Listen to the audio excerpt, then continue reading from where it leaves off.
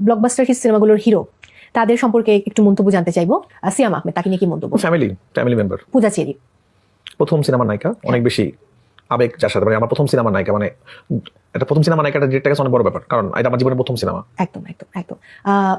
শরীফুল রাজ, পাগল, খুব কাছের মানুষ, বাট ওকে মানে ভালোবাসি কারণ ও ভিতরটা অনেক পরিষ্কার। ইয়াশ, খুবই জেন্টলম্যান। আচ্ছা। বিদ্যা সিনহা মিম, আমি সিনেমা ধরে ধরে আগাচ্ছি, সরি। বিদ্যা সিনহা মিম খুব ভালো অভিনেত্রী, পড়ান্ত দুর্দান্ত অভিনয় করেছে, অনেক প্রফেশনাল।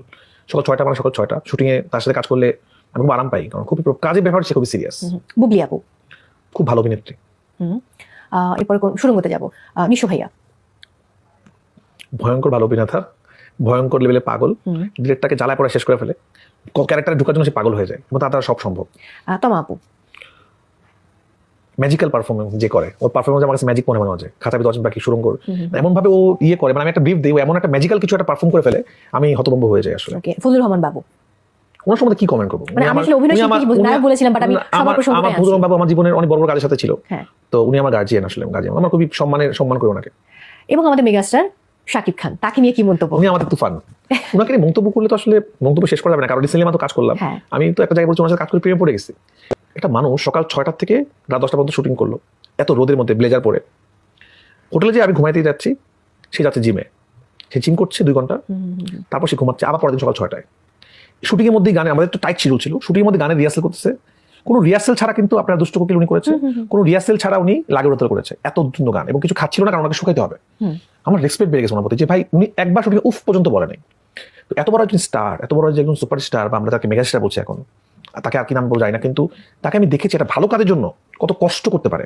এবং আমার একটা বাজে স্বভাব আছে, আমি স্ক্রিপ্ট চেঞ্জ করে দিই, ঠাস করে ইনস্ট্যান্ট আমি স্ক্রিপ্ট চেঞ্জ করে দিচ্ছি, এবং সেটা গ্রহণ করতেছে এবং সেই চ্যালেঞ্জটা নিচ্ছে। তো সাকিব ভাই আসলে তুফানে যেটা করেছে, সেটা আসলে তাকে সিলেক্ট করতে হবে কি, তার উপর, মানে আমরা তো খালি ভাবছি এটা করবো, সব প্রেশার তার উপর গেছে। আজকে অ্যাকশন, কালকে গান, নাচ, পরের দিন ড্রামা, এরপর দিন আবার নাচ, এই যে প্রতিনিয়ত একটা প্রেশার, এবং আপনাকে ওনাকে শুটিং করতে করতে প্রায় 12 কেজি ওয়েট কমাতে হয়েছে। এটা কিন্তু অনেক চ্যালেঞ্জ। মানে আমাদের প্ল্যান ছিল একটা পার্ট শুট করবো আমরা তুফানের পার্ট, একটা গ্যাপ দিব, তারপর শুকানোর পর শান্তর পার্ট। যেহেতু আমাদের সময়টা, আমাদের ভিসা জটিলতার কারণে সিনেমা শুটিং দেরি হয়ে যায়, তো আমাদের সময়টা কমে যায়।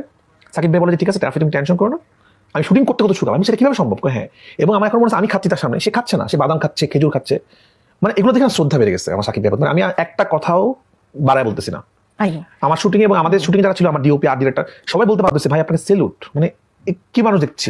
মানে একটা মানুষ শুটিং করতে করতে শুকাচ্ছে, সে খিদা লাগছে খাচ্ছে না, কারণ তাকে শুকাইতে হবে, মাথা নষ্ট। তো এই জন্য আমি বেশি বললাম কথা, কারণ আমি তাকে সেলুট করতে। আর বাকি রইলো মিমি চক্রবর্তী এবং নাবিলা আপু। মিমি চক্রবর্তী খুব প্রফেশনাল, আর নাবিলা খুব সুইট, ভীষণ সুইট এবং খুব ভালো অভিনেত্রী, এবং আমি তার সাথে কাজ করে খুব আরাম পেয়েছি, সামনে অনেক কাজ করতে চাই নাবিলা।